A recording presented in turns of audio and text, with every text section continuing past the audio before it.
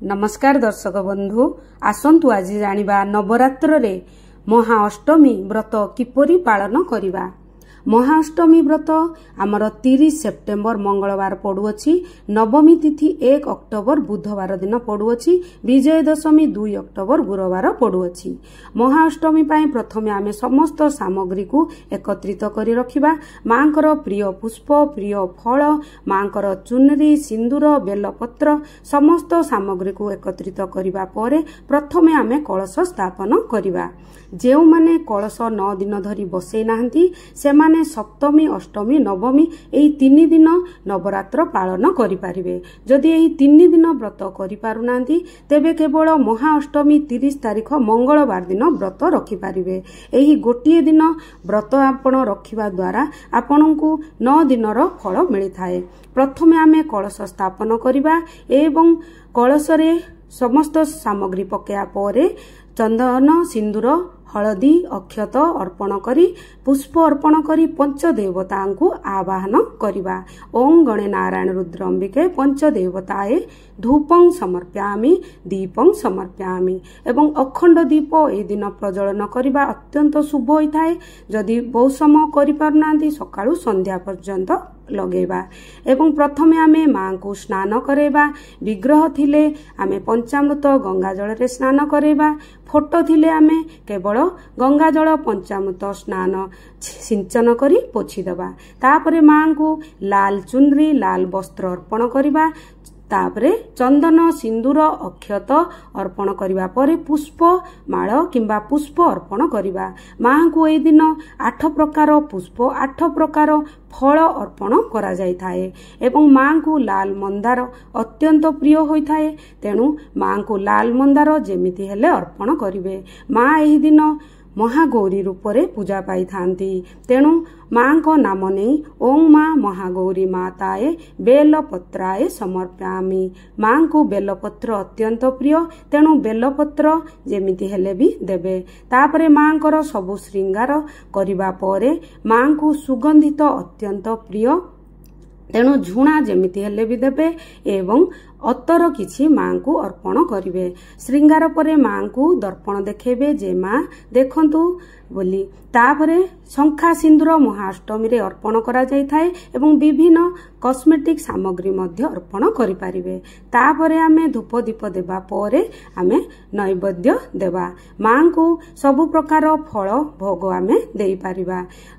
तुमेव वस्तु गोविंदम तुमेव समर्पिता एही भली कही मां को एही दिन फल भोग अर्पण करा जाय थाए। 8 प्रकार फल एही दिन अर्पण करा जाय थाए एवं मां को 8 प्रकार फल को आमे जेतेबेले अर्पण करिबा एहाकू तेणु एही व्रत को फल थुआ व्रत बोली मध्य कुआ जाय थाए। एवं भोग देबा परे आचमन पाई जल देबा एवं किछि पान अर्पण करिबा।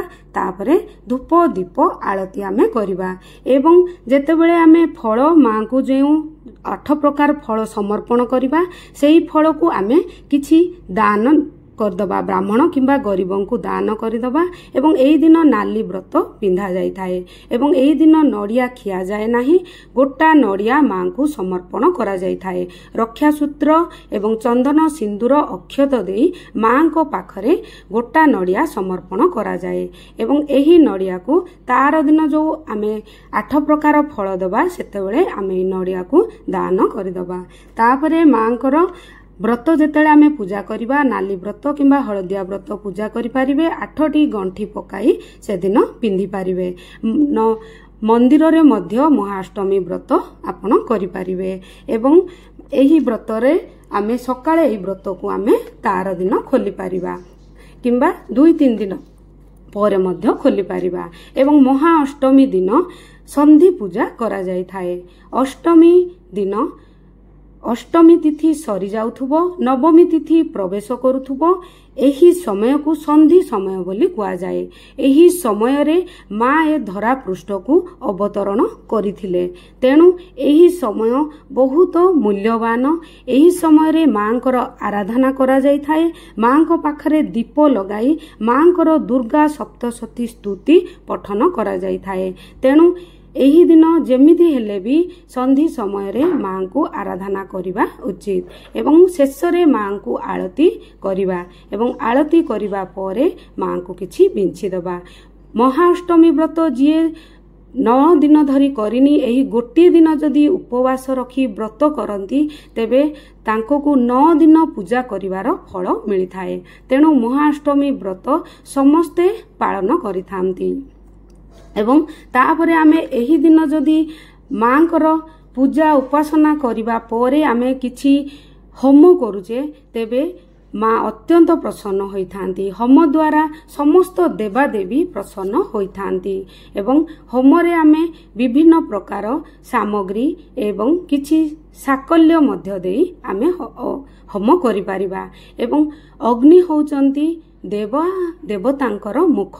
ତେଣୁ ଆମେ ଯାହା ବି ଅଗ୍ନିରେ ସମର୍ପଣ କରିବା ତାହା ଭଗବାନ ଦେବାଦେବୀ ପାଇଥାନ୍ତି ଏବଂ ଆମ ପୂଜାକୁ ସ୍ୱୀକାର କରିଥାନ୍ତି। ହୋମ ଦ୍ୱାରା ହିଁ ଆମ ପୂଜା ପୂର୍ଣ୍ଣ ହୋଇଥାଏ। ସ୍ୱାମୀ ସ୍ତ୍ରୀ ମିଶିକି ଯଦି ହୋମ କରନ୍ତି ଏହାର ଶୁଭ ଫଳ ମିଳିଥାଏ ଏବଂ ଏହି ଦିନ କନ୍ୟା ପୂଜା ମଧ୍ୟ କରାଯାଇଥାଏ। 9ଟି କନ୍ୟା ଗୋଟିଏ ବାଳକଙ୍କୁ ଭୋଗ ଦିଆଯାଇଥାଏ ଘରକୁ ନିମନ୍ତ୍ରଣ କରି କିମ୍ବା ଗୋଟିଏ କନ୍ୟା ମିଳିଲେ ମଧ୍ୟ ପୂଜା କରାଯାଇଥାଏ। ଏହି ଦିନ ସମସ୍ତ ପ୍ରକାର ଭୋଗ ନିଜର ସକ୍ଷମ ଅନୁସାରେ ଦେଇ କିଛି ଗିଫ୍ଟ ଦିଆଯାଇଥାଏ ଏବଂ ପାଦ ଯେମିତି ହେଲେ ଧୁଆଯାଇଥାଏ। ପାଦରେ କିଛି କ୍ଷୀର ଗଙ୍ଗାଜଳ ଦେଇ ଆମେ ପାଦ ଧୋଇଦେବା ଏବଂ କିଛି ବସ୍ତ୍ରରେ ଭଲ ଭାବରେ ପାଦକୁ ପୋଛିଦେବା ଏବଂ ଚନ୍ଦନ ସିନ୍ଦୁର ଅକ୍ଷତର ଟୀକା ଦେଇ ଆମେ ଧୂପ ଦୀପ ଆଳତି କରିବା ଏବଂ କିଛି ଦକ୍ଷିଣା ଦେବା। ଆସନ୍ତୁ ଜାଣିବା ବିସର୍ଜନ ବିଧି କିପରି କରିବା। ବିସର୍ଜନ ପୂର୍ବରୁ ବିଧି ବିଧାନର ସହିତ ମାଙ୍କର ପୂଜା କରାଯାଇଥାଏ। ହୋମ କନ୍ୟା ପୂଜା ସବୁ କାମ ସରିବା ପରେ ନବରାତ୍ରିର 9 ଦିନର ପୂଜା ପରେ ଦଶମୀ ଦିନ ସକାଳେ ଦଶହରା ଦିନ ବିସର୍ଜନ କରାଯାଇଥାଏ। ବିସର୍ଜନ ପୂର୍ବରୁ ମାଙ୍କୁ ପ୍ରାର୍ଥନା କରାଯାଇଥାଏ, ମାଙ୍କୁ ଆଶୀର୍ବାଦ କରାଯାଇଥାଏ ଯେ ମା ମୁଁ ଏତେ ଦିନ ଧରି ଆପଣଙ୍କର ପୂଜା କଲି, ମୋ ପୂଜାରେ ଭୁଲ ଥିଲେ ମୋତେ କ୍ଷମା କରନ୍ତୁ ଏବଂ ମୋର ମନସ୍କାମନା ପୂର୍ଣ୍ଣ କରନ୍ତୁ। ଏଇଭଳି କହି ଆମେ ପ୍ରଥମେ କଳସଙ୍କୁ ଟିକେ ହଲେଇ ଦେବା ଏବଂ ଘୁଞ୍ଚେଇ ଦେବା ଏବଂ କିଛି ଅକ୍ଷତ ସିଞ୍ଚନ କରିଦେବା। ଓಂ କଳସ ଦେବତାଏ ନମଃ ଏବଂ କହିବା ହେ ଭଗବାନ ଆପଣଙ୍କ ସ୍ଥାନକୁ ପ୍ରସ୍ଥାନ କରନ୍ତୁ ଯେଉଁଠି ଆପଣଙ୍କର ନିଜ ସ୍ଥାନ। ମୁଁ ଆର ବର୍ଷକୁ ପୁଣି ଥରେ ଆପଣଙ୍କୁ ଆବାହନ କରିବି, ଆପଣଙ୍କୁ ଡାକିବି। ସ୍ୱସ୍ଥାନେ ଗଛ ଏ ମାନେ ନିଜ ସ୍ଥାନକୁ ଆସନ୍ତୁ।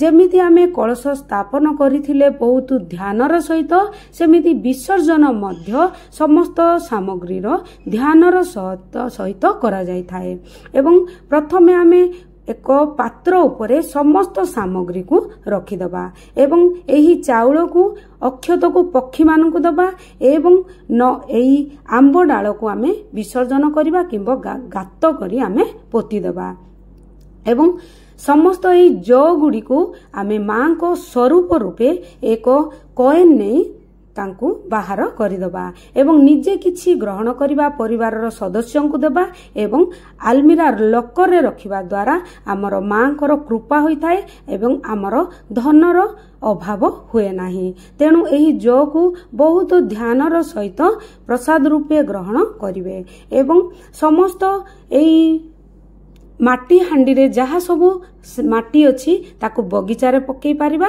କିମ୍ବା ସେଥିରେ ହିଁ ଆମେ ଗୋଟିଏ ବୃକ୍ଷ କିମ୍ବା ତୁଳସୀ ମାଙ୍କୁ ଆମେ ରୋପଣ କରିପାରିବା ଏବଂ ଅଖଣ୍ଡ ଜ୍ୟୋତି ଏବଂ ନବଗ୍ରହଙ୍କୁ ମଧ୍ୟ ଟିକେ ଟିକେ ଘୁଞ୍ଚେଇ ଦେବା। ତାପରେ ମାଙ୍କ ବିଗ୍ରହଙ୍କୁ ମଧ୍ୟ ଘୁଞ୍ଚେଇ ଦେବା। ଏବଂ ସମସ୍ତ ସାମାନ ଯେତେ ସବୁ ମାଙ୍କ ପାଖରେ ସ୍ତୁତି ଅଛନ୍ତି, ଦୁର୍ଗା ସପ୍ତଶତୀ ଏବଂ ଭୋଗ ସମସ୍ତ ସାମଗ୍ରୀକୁ ଟିକେ ଘୁଞ୍ଚେଇ ଦେବା। ତାପରେ କଳସର ଯେଉଁ ଜଳ ଅଛି ସେଇ ଜଳକୁ ଆମେ ଗୋଟିଏ ଗୋଟିଏ କରି ସମସ୍ତ ସାମଗ୍ରୀକୁ ବାହାର କରିଦେବା। ହଳଦୀକୁ ଆମେ ଏକ ଗଛ ମୂଳରେ ଯେକୌଣସି କଦଳୀ ଗଛ ମୂଳରେ ଅର୍ପଣ କରିବା ଅତ୍ୟନ୍ତ ଶୁଭ ହୋଇଥାଏ ଏବଂ ଗୁଆକୁ ଆପଣ ଠାକୁର ଘରେ ରଖିପାରିବେ କିମ୍ବା ବିସର୍ଜନ କରିପାରିବେ। ବାକି ସମସ୍ତ ସାମଗ୍ରୀକୁ ଏକ ଲାଲ ପୁଡ଼ିଆରେ ଶୁଖିଯିବା ପରେ ଲାଲ କପଡ଼ାରେ ବାନ୍ଧି ଆମେ ଲକରରେ ରଖିପାରିବା ଏବଂ ନଡ଼ିଆକୁ ଆମେ ଠାକୁର किचन रे किंबा घर बाहर किंबा जे कोनोसी रूम रे आमे नड़िया को बा पौड़ को झुलेकी सिक्कार रखिपारिबा। एही नड़िया पौड़ को खिया जाए नाही, जेहेतु एही नड़िया मांकर आशीर्वाद स्वरूप एते दिन धरी पूजा पाइछंती, तेणु एहाकू आमे घरे मांकर आशीर्वाद रूपे रखिबा। एवं सेही आंब डाल रे ही एही जल को प्रथमे आमे टिके सुंघी नबा। सुंघिबा द्वारा जहाँ सेठी देवादेवींकर आशीर्वाद थाए ताहा आम हृदय रे वास करिथांती एवं समस्त जल को आमे घर सारा सिंचन करिबा। एहा करिबा द्वारा घरे जो नकारात्मक शक्ति रही थाए ताहा दूर हो जाय थाए एवं पॉजिटिव एनर्जी घर को आसी थाए। तेणु घरर समस्त कोण गुड़ाकरे समस्त रूम रे सिंचन करिवे एवं बळका जल को बाहर सिंचन करी करी मां वृंदावती को किंबा आमे सूर्य नारायण को किंबा जे कोनोसी वृक्ष मूल रे आमे अर्पण करिदबा।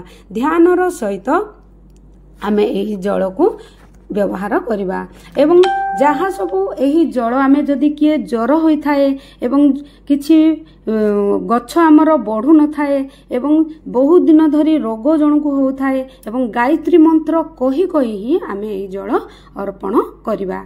एवं जेउ गुआ में रखिथिबा फास्ट दिन संकल्प करिकी ताकू प्रथमे काढिबा जे मां मु संकल्प करिथिले गुआ रखी मु आजी मोर संकल्प मु नौची एवं मोर एही संकल्प को स्वीकार करंतु। एही भली कही सेही पारणा करूची कही बाहर करिदेबे एवं समस्त गुआ जेउ नवग्रह को आमे स्थापन करछे विसर्जन करि पारिबे जल रे किंबा आपण आलमीरा रे मध्य किंबा ठाकुर घरे मध्य नवग्रह को आमे स्थापन करी पूजा करि पारिबा एवं एही चाउल को आमे गोमाता को किंबा पक्षी को देई दबा एवं मां को गुआ को आमे ठाकुर घरे रखी पूजा करि पारिबा किंबा विसर्जन करि पारिबा। मयूर पुछ को आमे पुस्तक रे रखिबा द्वारा जेउ सब्जेक्ट हमर भलो होई न थाए ताहा हमकु पॉजिटिव एनर्जी आसी थाए एवं दक्षिणा को आमे गरीब किंबा ब्राह्मण को किंबा दान हुंडी रे पकेबा एवं सामग्री को एक सधवा नारी को आमे देबा बहुत शुभ होई थाए। तापरे शेष रे मांकर ए जदी पैता किए पिंधंती तेबे पैता देई देबे किंबा विसर्जन करदेबे एवं मांकर विग्रह को फोटो को निज स्थान जोठी थिले मांकर फोटो को नहीं सेही स्थान रे रखिदेबे। सो स्थाने गछ एई भली कही कही मां समस्त सामग्री को उठे देबे एवं सेही स्थान को भलो भाव रे पोछि देबे एवं झोटी चिता को मध्य गोटिए वृक्ष मूल रे पके देबे। ता पर दिन होची सुदशा व्रत दशमी दिन होची सुदशा व्रत। समस्त सामग्री काढ़ा परे से स्थान को भल भाव रे पोछा पोछि करी ही आमे सुदशा व्रत आरंभ करिबा गुरुवार दिन 2 अक्टोबर रे। जदि मोर भिडियोटी भल लगी थाए ताहाले निश्चय लाइक शेयर एवं सब्सक्राइब करदेवे। रहिली ओम नमो नारायण।